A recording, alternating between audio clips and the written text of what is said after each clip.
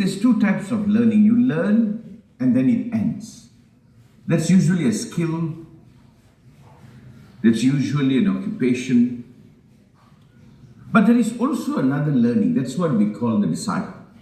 It is a lifetime learning. So being part of the master class is Master's way of persuading people to stick to this learning as how they live by. It's not you learn, you end, and you live. You live to learn, you learn, and you live. And the next thing is why this has been made a recording is this is a month of silence for Master because I'm holding the Discipline 4. And this lecture is going to be directed to a lot of the students of the Discipline 4, but also it will be applicable for the rest of you. One of the things I would like all of you to be able to do independently is to take many silent retreats. Let me explain. That you take some time off, you go and sit alone with you. I heard, I'm not sure how accurate it is, that Bill Gates, that's part of his ritual. He has some cottage somewhere and he goes there and be alone. That's why he reads, he studies, he thinks things through. For most people's lifetime, that is not included. We included holidays, we included many things, but we never included time for ourselves. More so for the students that are doing Discipline 4. And the Discipline 4, even though the official lesson is running till end of this month, and next month we will do some follow-up. But I would like you to see whether you can persuade yourself to hold yourself in this space for 3 months, which means up to January.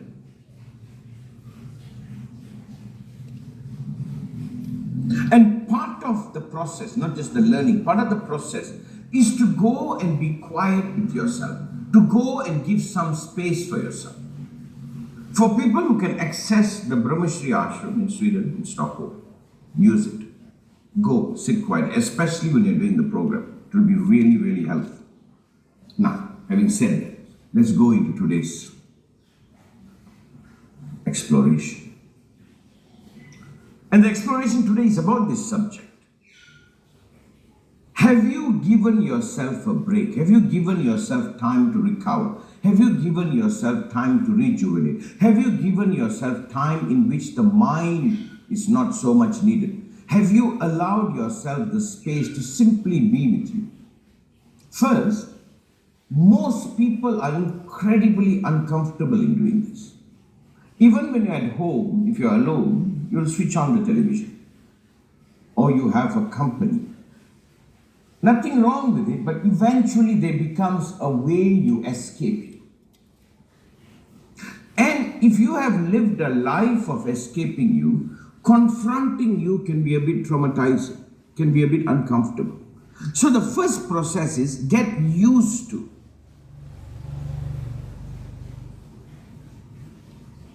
Learning how to be with you until you know the time has come for you to be with you, the time you have come to sense you. You see, Master grew up in a fishing village, so generally people fish.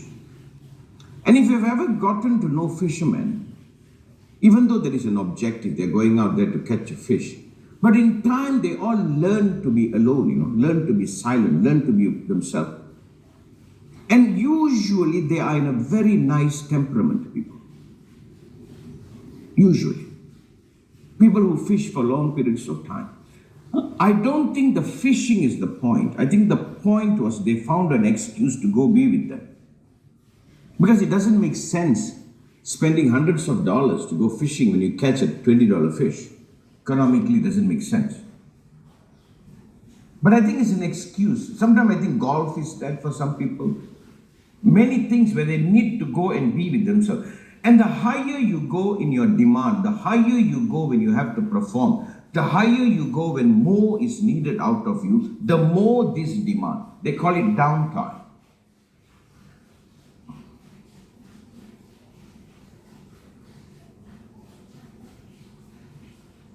Once it happened, Master was speaking in a circuit, and I shared a stage with Patch Adam, a speaker. The one they made the movie of. Interesting guy. High performer, high intensity.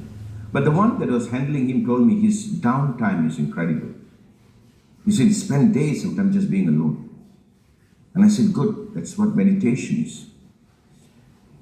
Two aspects to life, performance. Next aspect is maintenance.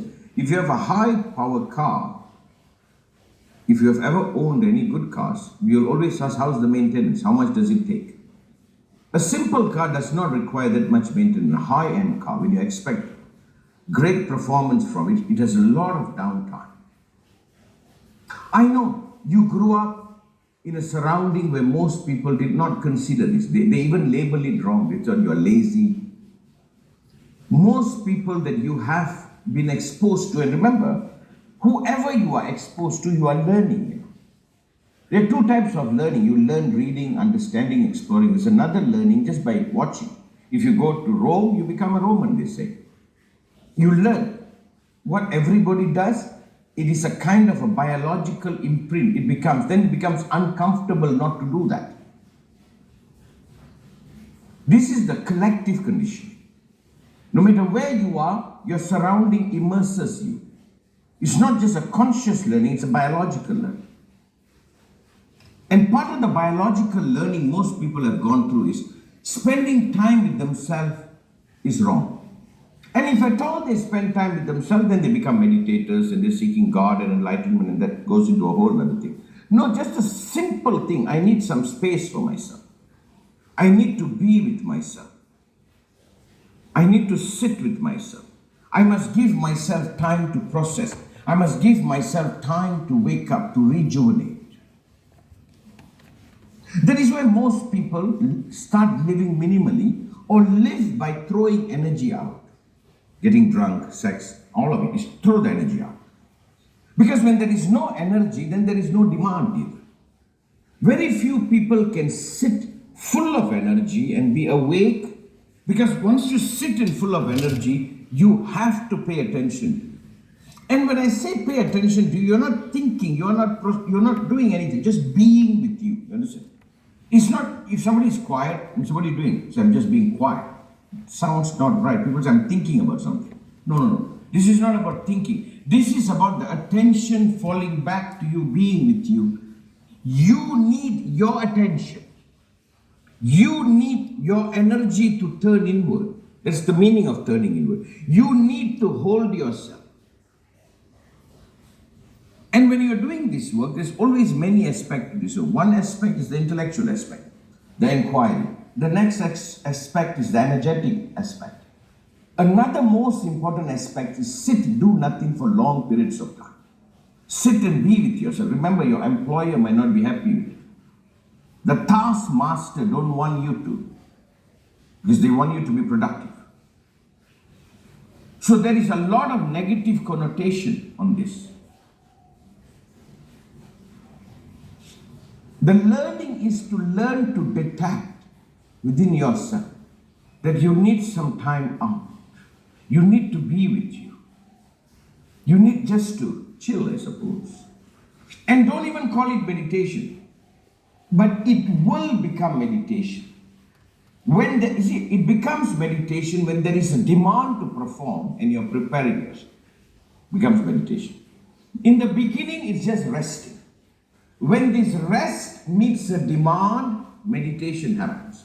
When this rested state meets a demand, meditation happens. And meditation is the readiness to meet that task. You understand?